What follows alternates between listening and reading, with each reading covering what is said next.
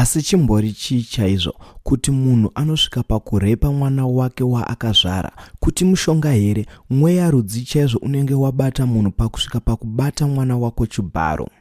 Mumwe murume wemuHarare ane 37 years dzekuberekwa otongerwa kugara mujeri kwemakore 20 mushure mekubata mwana wake ane 18 years chibharo.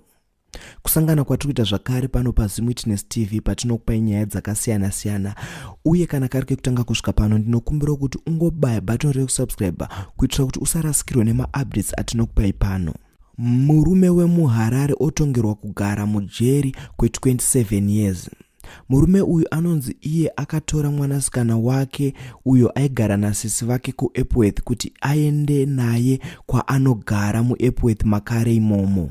Zvinonzi baba nemwana ava vakati vati fambei vasvika pane chisango sezvo vaifamba netsoka. Zvinonzi izvo baba vakakumbira bonde kumwanasikana wavo, asi mwana akazviramba akati hazviite kuti ndiite bonde nemi nekuti muri baba vangu. Zvinonzi izvo murume uyu akabva abata mwanasikana wake kwakumuzvuvira kumahuswa ndokukurura trouser rake ndokumanikidza kupinda kumwana wake. Zvisinei baba ava vapedza kurepa mwana akasumuka ipapo akananga kumapurisa kunomang'ara nyaya yake, ndiko kusungwa kwavakazoitwa. Murume uyu akazoenda mudare redzimhosva ndokubvuma nyaya yake ndokutongerwa kugara mujeri kwemakore 20.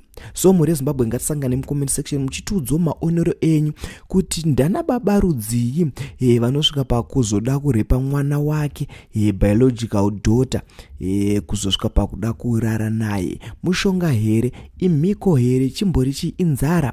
Asi vana sisi vanotengesa bonde vapera.